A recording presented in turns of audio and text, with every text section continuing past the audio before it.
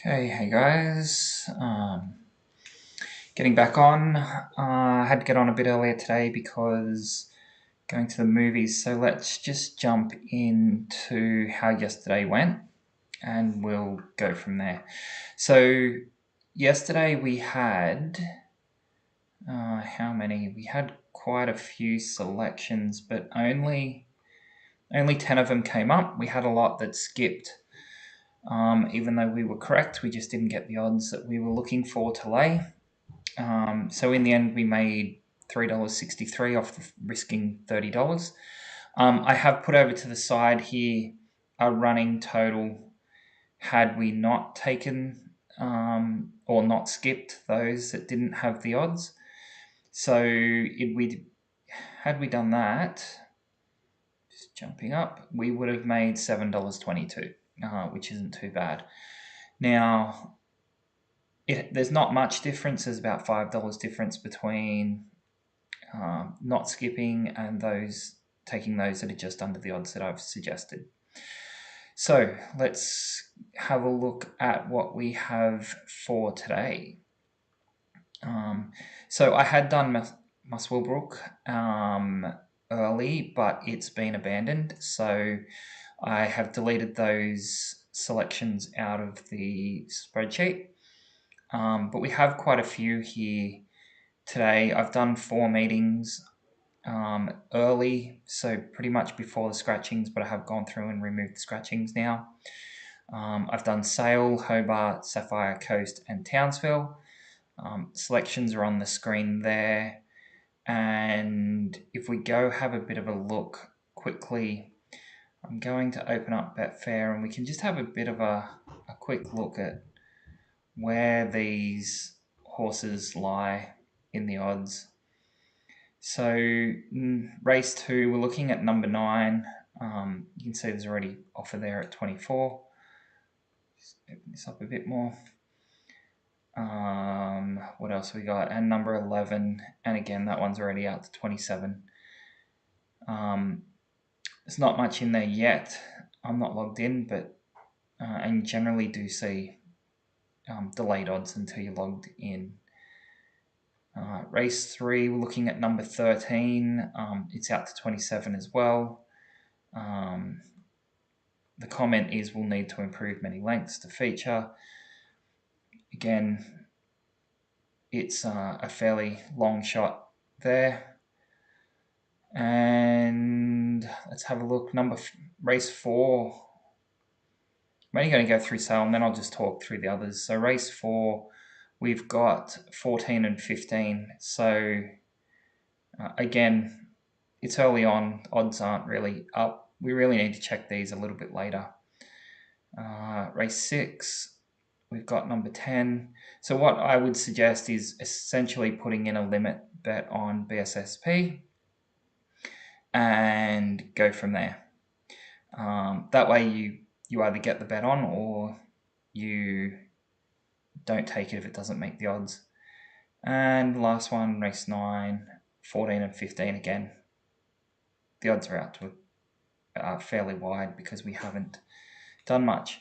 So if we have a look and just going through those again, it's Sale race 2 number 9 with a maximum odds of 50. Sale race 2 number 11 with max odds of 40. Sale race 3 number 13 with max odds of 200. Sale race 4 number 15 up to 1,000 and number 14 up to 1,000. Sale race 6 number 10 up to $80. Sale race 9, both 14 and 15. We'll take 14 up to $400 and 15 up to $600. And that's it for Sale. So at Hobart, we're in a few of the races there as well. So race 2, I've got 10, 16 and 18. I'm willing to take 16 at any odds. 16 has no chance at all. 10, I'm only going to go to 40, and 18, I'm only going to go to 80. Hobart race 3, it's number 9. I'm only going to go to 80 on that one. Hobart race 5 is number 14. That one I've pretty much gone high odds. I've said go up to 800. I just didn't feel like it was a take it all odds kind of chance. So I've only set the odds there at 800, but it is a fairly bigger field from memory. Hobart, race 7, number 12, I took out to 200. And Hobart, race 8, I took number 12 again out to 60. And as I said yesterday, you're seeing a lot of these numbers are not top 5 TAB numbers. So they're down in the weights, which is generally horses that haven't been handicapped well for those races. Then we've got 3 at Sapphire Coast, not much. They were pretty small fields out there and pretty close from what I saw. So race 5, number 13, out to $50. Race 6, I've taken 12 and 13. 12 is only out to 50 and 13 is out to 220. Now, Townsville was an interesting meet. It was essentially a meet where there was essentially good horses and terrible horses in almost every race. And it was quite a few horses in each race that fit those categories. So I've gone a little bit wider in the selections at Townsville just because it made sense to lay quite a few in each of the races, especially the early races. So you'll see in race 1, I have laid 4 horses, 6, 7, 8, and 9. They are at $40 for 6, 7, and 8, and number 9 I've gone out to $200. Race 2, again, I've gone 4 horses again, which was 6, 12, 13, and 18. Now, they've got fairly low odds in there, so 80 for number 6, 80 for 12. Number 13, I've only gone up to $30, and number 18, I've gone to 60. But I do expect that we'll get some of those down at those odds. Race 3, I've gone number 16 up to 200. Race 4, number 11, up to 200. Race 5, number 9, up to 500, so we should get a match there. Race 6, number 6, just up to $30. I wasn't too confident on that race. And race 7, number 15, up to $1,000, so it's a lay at any odds selection. So you can see we've pretty much got the first 7 races at Townsville. I think there's 8, so we just didn't get one in the last. So quite a few selections there. This is coming up on 100 selections when we start today as well. So getting through there, we've hit 99 from 99, although we've skipped a few. If we take out the skipped and there's a few scratched, we're still probably up around the 70-odd selections.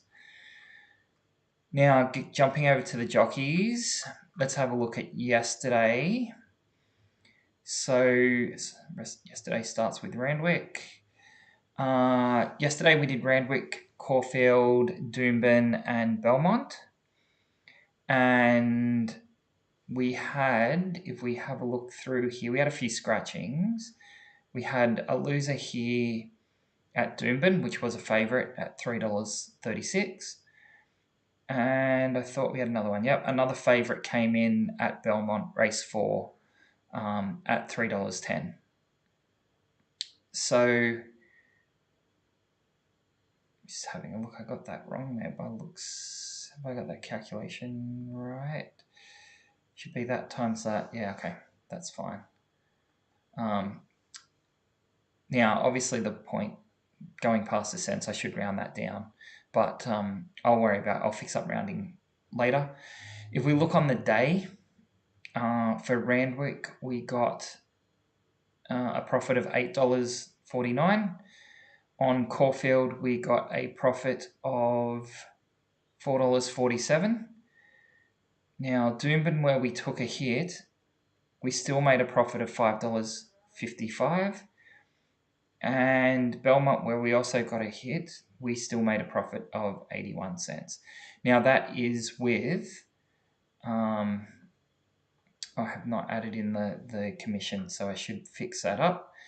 but without commission. So let's just have a look. Without commission, now we're only down $2.73 after the number of selections we've had, and we've had some long shots come in. I'm just going to fix this up because it should be this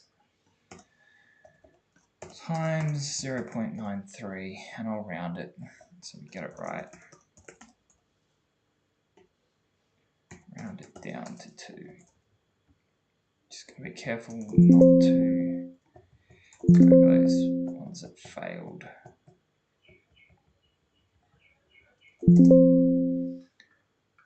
So this will push us back out a little bit further, but not too far. Got to be careful of those scratchings that we saw as well, which I don't think I had in the earlier days that we tested. Probably could have just filtered by successful, but knock it out. It's not going to take very long.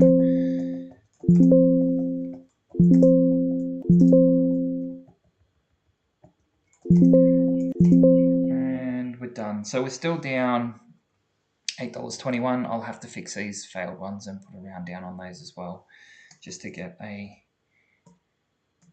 correct value on these. There's not that many failed, so I'll just go through and do those. I haven't actually looked at what our strike rate was, but it hasn't been too good. But when I say too good, it hasn't been too bad for us, as in they are losing the way we want them to lose.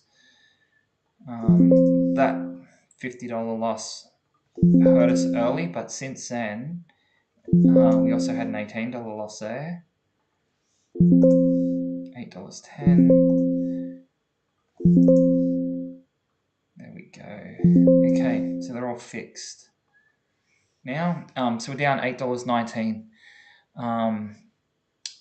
on the jockey strategy that we're running. And just as a reminder, we look at racing and sports. We look at the return on investment for that jockey over their lifetime at starting price, and we take any that have lost more than 35%. So you're looking for a 0.65 on the ROI figure. Now you can only do 100 jockeys a day based on the settings that they have and restrictions, unless you're going to use proxies. So 100's more than enough for us to test, and it seems to be going quite well. Considering this has no filters on it at all. Now today I've taken the jockeys from Sale, Hobart and Sapphire Coast. At Sale we're doing Amy Herman, Lachlan King, Nathan Punch, Sally Wynn, Seamus Cronin and Tom Preble. They all had values which were less than the 0.65 return. At Hobart, we're looking at Catherine Van Muster, Georgie Katina, Lizzie Annels, Mehmet, I can't even say that, Ulusina, and Hannah LeBlanc. And at Sapphire Coast, we've got Jade McKenzie, Olivia Downton, and Tegan Martin.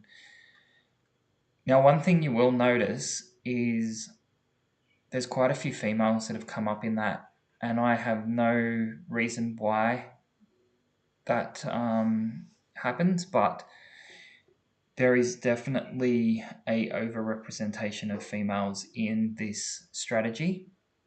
So I may look at this strategy from that perspective later on as well, just to see if there is something there, and maybe they get an extra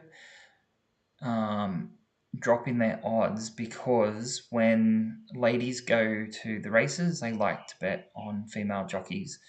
That's the only thing that I can think of. So it's getting a extra set of uninformed money on those horses and could be pushing down the ROI because of that. That's just a guess. but it's an angle that we could investigate in the future. So looking at that, we've got again a potential return of 48 over the 40 selections that we have there, and we've got how many here today? We've got 31 selections off what I'm laying.